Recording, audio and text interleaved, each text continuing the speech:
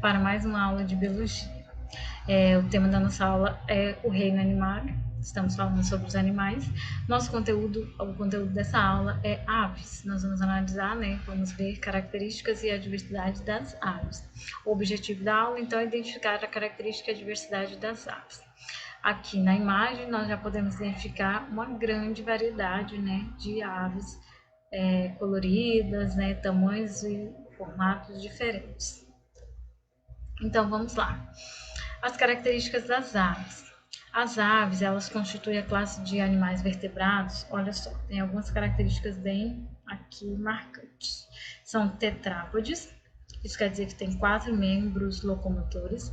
São endotérmicos, isso quer dizer que mantém a temperatura corporal, com gasto energético próprio.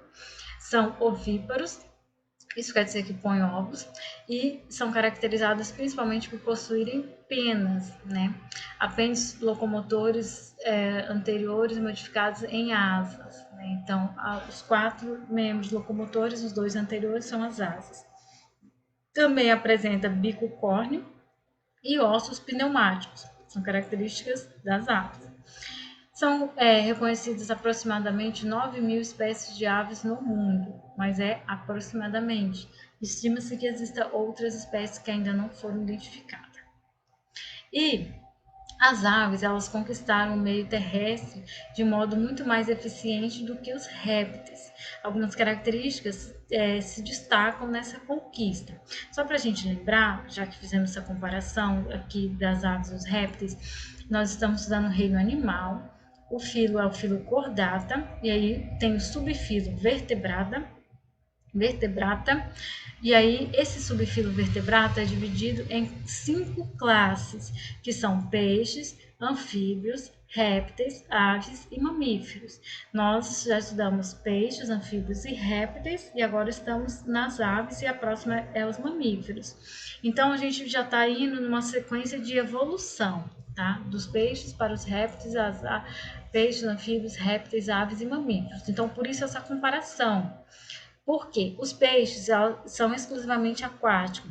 Anfíbios têm uma parte da vida no terra, uma parte na água. Os répteis, eles são mais independentes da água do que os anfíbios. Por exemplo, eles não precisam colocar os ovos na água, mas eles precisam ficar próximos a regiões, próximos aos lagos, aos rios, porque eles precisam de água. Já as aves, elas conquistaram essa independência, o meio terrestre. Ele não depende da água para reprodução, para manter a temperatura corporal. Então, na escala evolutiva, as aves estão na frente. Então, a principal característica que permitiu essa conquista, do meio terrestre, sem dúvida, foi a homeotermia. Quando vocês encontrarem esse nome, está relacionado com esse daqui, endotérmicos. Aves de mamíferos são endotérmicos. E peixes, anfíbios e répteis são piscilotérmicos. Então, aqui, endotermia está relacionado com a capacidade de manter a temperatura corporal relativamente constante, à custa de alta taxa metabólica gerada pela intensa combustão de alimentos energéticos nas células. Então, os répteis, por exemplo, jacarés, lagartos, eles ficam no sol para aquecer o corpo. As aves e os mamíferos não precisam disso, eles não precisam ficar no sol para aquecer. Só que eles conseguem manter a temperatura corporal constante, mas à custa de alimentos energéticos. Então, altas taxas metabólicas, alto metabolismo. Então, isso é uma característica que diferencia as aves dos répteis e as classes anteriores. Nas imagens, nós temos aqui algumas características das aves que nós podemos identificar. O bico, bico córneo é uma característica. As penas, as aves é a classe única que tem penas. E aqui as asas, que são os membros anteriores modificados, que já que elas são adaptadas, a maioria das aves, são adaptadas ao voo. E tem outras características que nós vamos ver mais na frente, por exemplo, ossos pneumáticos são ossos leves, ocos, que aqui não está aparecendo. Seguimos. Ainda nas aves, olha só, as aves elas variam muito de tamanho, desde os minúsculos beija-flores até espécies de grande porte, como a avestruz e a ema. Note, olha só, que legal isso. Note que todos os pássaros são aves. Todos os pássaros são aves, mas nem todas as aves são pássaros. Por que isso? Vocês já pararam para pensar?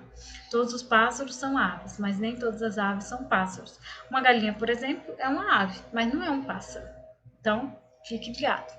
Então, olha só, os pássaros, estão incluídos na ordem Passiformes, que constitui a ordem mais rica, ou seja, que tem maior número de espécies dentro do grupo das aves. Então, é muito comum a gente relacionar aves com pássaros, porque é a ordem maior, é o grupo maior, que tem mais representantes, então chama mais atenção. Mas é uma característica, é uma dica interessante a gente relacionar que nem todas as aves são pássaros, tá? Enquanto a maioria das aves são caracterizadas pelo voo, né, a maioria das aves conseguem voar, mas nem todas. Por exemplo, olha, as ratitas, não podem voar ou apresentam voo limitado, uma característica que é considerada secundária, ou seja, adquirida por espécies novas, né, no percurso aí da evolução, a partir de ancestrais que conseguiam voar. Pode ser, por exemplo, o caso da avestruz da ema e é o caso da galinha, por exemplo. Seguimos, olha só.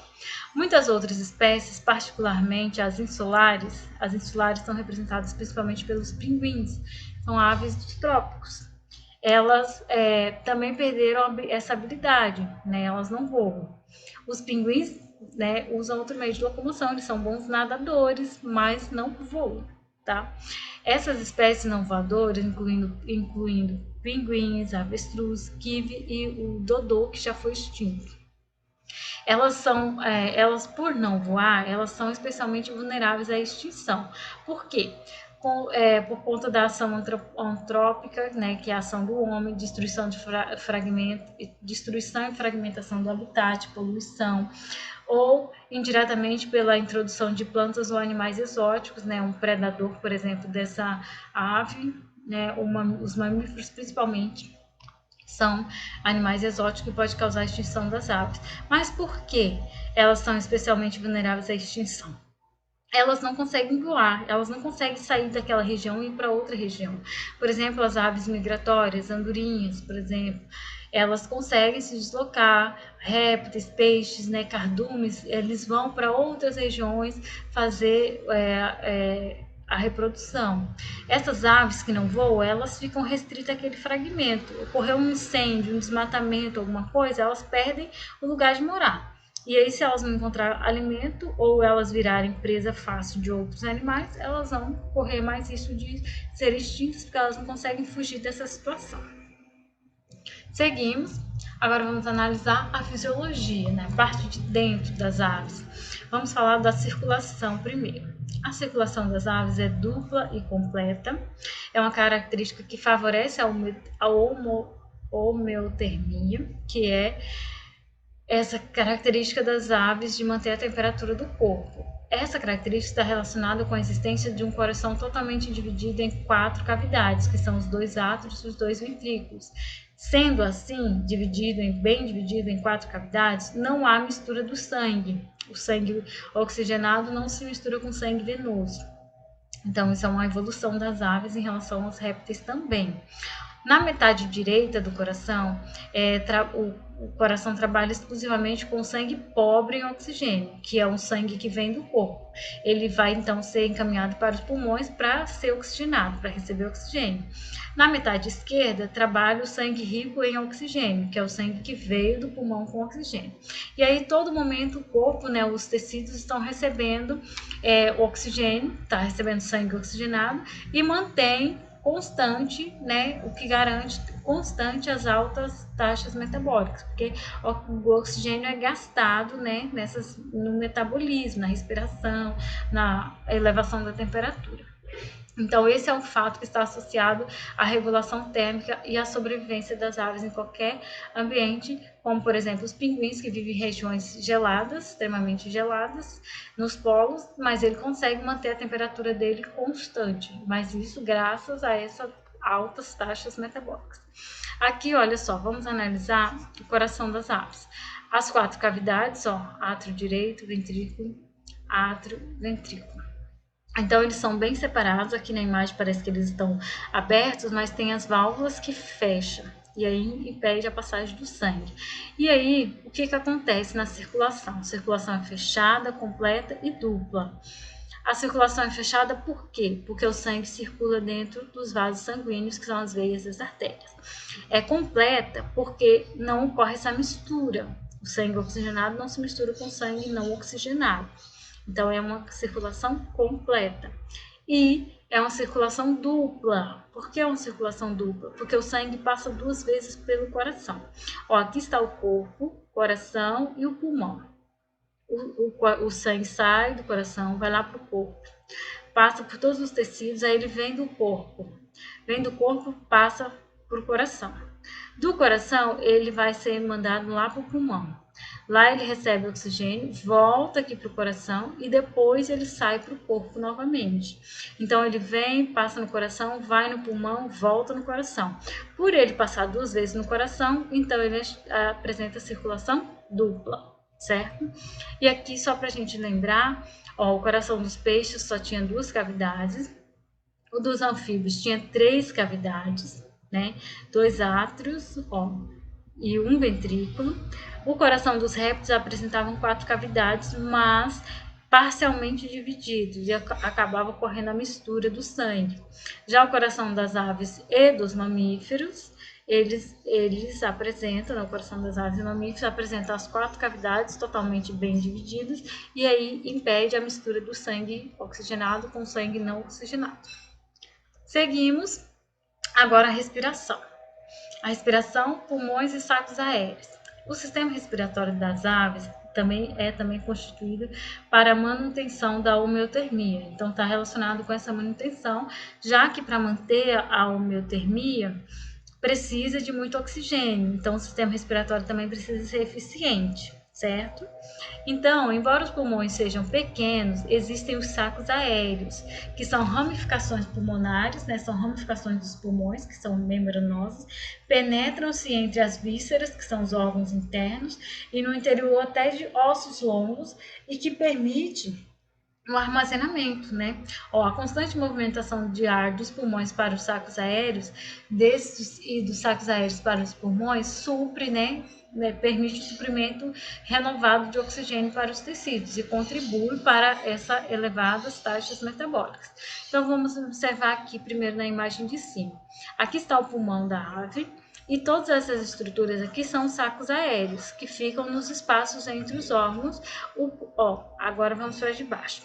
Tem o sistema respiratório, a traqueia, os brônquios, chega em cada pulmão o ar. O pulmão está cheio de ar. E aí, o excesso de ar, vamos dizer assim, a reserva de ar, é encaminhada então para esses sacos aéreos aqui. E aí, à medida que a ave, aqui tem mais sacos aéreos, à medida que a ave vai necessitando de oxigênio, então esse saco aéreo vai devolvendo para o pulmão. Então, são sacos mesmo que servem de reserva de oxigênio para manter a respiração das aves em alto nível. Agora vamos falar da pele, né? As aves, elas apresentam a pele seca, não dotada de glândulas, né? E rica em queratina. Em alguns locais do corpo são organizadas, né, em forma de placas, garras, bico córneo, que é constituinte fundamental das penas. Então, ainda vão apresentar, que seriam, no caso, os anexos da pele, né? As garras, o bico, as penas, né? As aves não têm glândulas na pele, né? Já vimos ali. No entanto, tem uma exceção, a glândula uropigial, que está localizada na porção dorsal da cauda, e que ela produz uma secreção oleosa, lubrificante, que é espalhada pela ave com o bico nas penas. Isso é uma adaptação que impede o encharcamento das penas. As penas ficam lubrificadas. Isso impermeabilizadas, principalmente as aves que mergulham, patos, por exemplo, a água e o óleo não se misturam, então as penas estão cobertas por esse óleo, elas mergulham e não se molham. Ou quando elas ficam na chuva, a água bate e escorre, depois elas se sacodem e fica sem se molhar. Então, essa glândula, a glândula uropigial, ela está localizada aqui atrás, bem lá na bundinha da galinha, quando a gente vai limpar a galinha. Então, a maioria das aves alcança essa glândula, né? As aves alcançam essa glândula com o bico, pega essa secreção oleosa e então vai passando nas penas e causando então a impermeabilização das penas. Outro detalhe importante, as penas, né? Que tem uma pena e a gente pode observar que elas têm as, as o rack, né, e o cabinho, os pelinhos, nos dois sentidos. Quando a gente observa, a gente pensa que está tudo no mesmo sentido, mas elas têm um sentido contrário também, que é como se fosse uma amarração. Isso para facilitar durante o voo, o ar não escapar, né, um mecanismo de resistência. Seguimos agora a digestão. As aves, elas consomem os mais variados tipos de alimentos: frutos, néctar, sementes, insetos, vermes, crustáceos, moluscos, peixes e outros animais pequenos. E elas possuem um sistema digestório completo, que tem abertura, né, boca, ânus, vamos dizer assim. Ao serem engolidos, os alimentos passam pela faringe, depois pelo esôfago e vão para o páncreas, que a função é armazenar e amolecer o alimento. Depois vai para o proventrículo, que é um estômago químico das aves, e aí nesse estômago químico vai sofrer a ação dos sucos digestivos. Então vai começar a digestão. E aí, depois desse proventrículo, vai para a moela, que é o estômago mecânico, que tem as paredes grossas e musculosas e onde o alimento vai ser triturado, que vai ser misturado, quebrado mesmo. E aí finalmente atinge o intestino, que é onde vai ser absorvidas as substâncias, né, que vão para o organismo, e os restos que não são aproveitados são transformados em fezes e eliminados pela cloaca. Ó, nessa imagem aqui de baixo a gente tem o bico, aí tem aqui, ó, esôfago, o papo, aqui o estômago, o proventrículo, né, o estômago químico, aí tem a moela, aí o intestino, todas essas tripinhas aqui, e lá no fim a cloaca. Aqui em cima, ó, vamos seguir. A boca, né, o bico, aí tem a faringe, o esôfago, esse traté, o papo, o proventrículo, a moela, aí tem as tripas aqui azul, e vai chegar lá na cloaca. E elas ainda têm o fígado, o pâncreas e a vesícula biliar, que vão produzir as substâncias que ajudam no processo de digestão. A excreção. As aves, elas possuem uma única bolsa, que é a cloaca, onde desemboca as partes finais do sistema digestivo, do sistema urinário, do sistema reprodutor, que se abre para o exterior. Então, não tem o ânus e mais a uretra, não, é uma abertura só, né? Por essa bolsa é eliminada as fezes, a urina e também é por onde saem os ovos. Só tem uma abertura que é a cloaca, tá aqui. Se a gente observar, ó, aqui o rim, o sistema excretor, e vai eliminar aqui na cloaca. E aqui o sistema digestório vem também e vai eliminar na cloaca, certo? Então, tudo vai terminar lá, só tem uma saída. Seguimos. Agora, a reprodução. Diferente dos répteis, que às vezes dão à luz aos seus filhotes, as aves, todas as aves põem ovos, ou seja, todos os filhotes das aves nascem a partir do ovo, tá? Apesar dos ovos parecerem bastante frágeis, o formato oval dele garante, né, oferece grande resistência e pode suportar até grandes pressões sem quebrar. Mas não é para sair aí pisando em cima dos ovos para ver se ele quebra, né? Isso depende de cada espécie, então tem todo um conceito envolvido. Os ovos são pesados e incômodos de carregar, e as fêmeas então colocam os ovos assim que eles são fertilizados. Então, por isso as fêmeas, né, as aves, botam ovos para não ter que ficar carregando, porque eles são relativamente grandes e pesados. Então, quase sempre tem um ninho, né? O ninho é construído para proteger os ovos contra predadores e para manter eles aquecidos, o que vai garantir o desenvolvimento do embrião, já que eles gastam muita energia, as aves gastam muita energia, os embriões também. Então, é assim que funciona. E aqui a gente tem a representação do sistema reprodutor. Aqui o ovário cheio de óvulos, né? E o ovo vai saindo até chegar aqui na cloaca. Aqui tem o sistema reprodutor masculino, tem os dois testículos, tem as vias genitais, por onde o esperma vai sair, e lá a cloaca, onde vai ser eliminado, certo? Agora vamos analisar as adaptações ao voo, né? As aves são os únicos seres, não, tem os morcegos que voam também, tá? Mas que tem pena, né, e algumas características exclusivas adaptadas ao voo. Então, no caminho evolutivo, as aves adquiriram várias características essenciais para o voo, e aí vamos destacar algumas. A endotermia, que a gente viu esse tempo todo, que é a capacidade de manter a temperatura constante, e isso graças a muita energia, né, que as aves consomem. O desenvolvimento de penas, né, as penas são exclusividade das aves. Aquisição de ossos pneumáticos, esses ossos pneumáticos são ossos mais leves, mais ocos. A perda ou atrofia ou fusão de órgãos e ossos, né? Por exemplo, aqui embaixo, se a gente observar essa região aqui da ave, parece que tem um buraco. Na verdade, é uma fusão dos ossos para diminuir a quantidade de ossos mesmo, porque os ossos pesam, né? E as aves ficarem mais leves para voar. A aquisição do sistema de sacos aéreos, que vai funcionar como uma reserva de oxigênio, como nós vimos lá na respiração. A postura de ovos, que nós vimos também, que deixa as aves mais leves, né, para não ter que carregar esse peso dos ovos. A presença de quilha, que é a extensão do osso externo, na qual se prende os músculos, né, que movimentam as asas. A quilha é esse osso aqui, ó, do peito da ave. Ele tem o formato de quina, na verdade, quilha, que isso ajuda a diminuir a resistência do ar. E a ausência de bexiga urinária. As aves não têm bexiga urinária, elas já eliminam os resíduos imediatamente para evitar de ficar carregando esse peso. Então, olha só, a visão também é muito boa, né? Já que elas voam, né? Tem as longas distâncias, os ossos pneumáticos, né? Ossos leves, os sacos aéreos, como nós vimos lá anteriormente, poucos ossos, né? A diminuição de ossos e o formato em quilha, as penas e várias outras características que estão relacionadas ao voo. Então é isso, nossa aula sobre as aves termina aqui. Eu espero que vocês tenham compreendido. Se vocês tiverem dúvidas, consulte a professora de vocês e até a próxima.